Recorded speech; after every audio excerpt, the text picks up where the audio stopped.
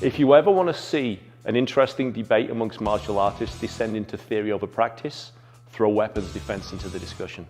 But today, we're going to see some very, very solid core principles that you can take, learn from, and fold into your practice. And this is not theory, this is proven to work and work well. Let's take a look at what goes down in this week's reality check.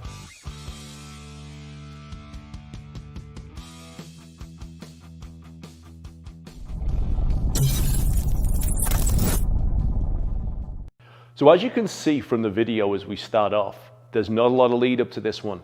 We have a gentleman stood in the street, minding his own business, and all of a sudden, someone doing the Usain Bolt special with a weapon held way above his head comes in full-on berserker mode. What you'll notice instantly is the sheer lack of fear response, or certainly apparent fear response, from the defender.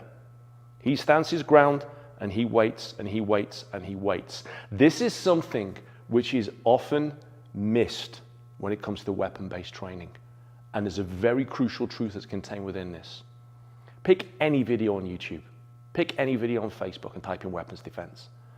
And you'll see people moving to the side, getting distance, getting out the way, jamming it down. And in theory, this can work for you. In practical terms though, you're putting yourself further into the range of a weapon which is already tilting the favor heavily towards the attacker.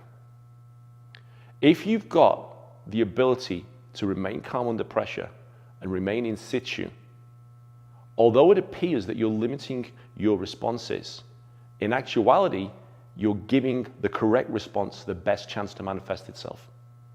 What this chap does here is he waits, and he waits, and he waits, until that weapon has been committed past the point of no return.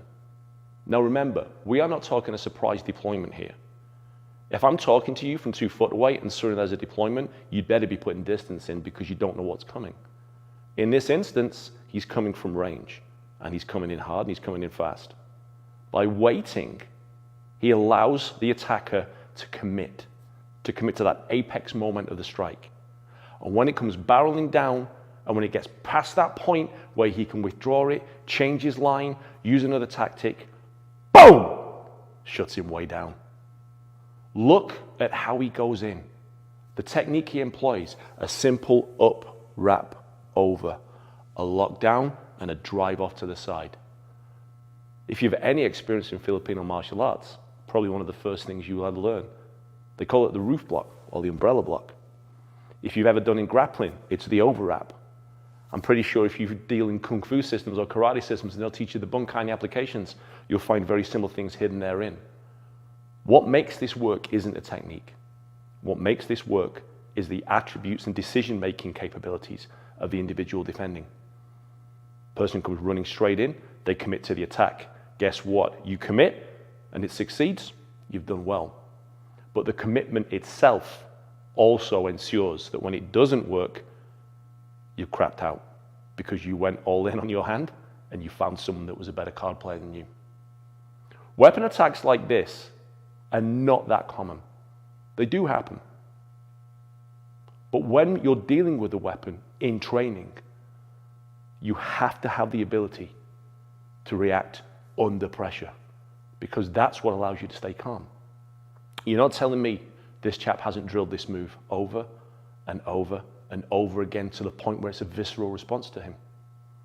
Whether that was a machete, whether that was a stick, whether that was a bat, no matter what that was coming in, he was shutting that down because he had the ability to remain calm under that pressure point and to execute the tactic.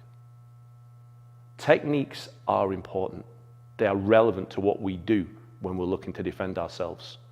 But far more than that is the ability to remain calm under pressure and make the appropriate tactical choice.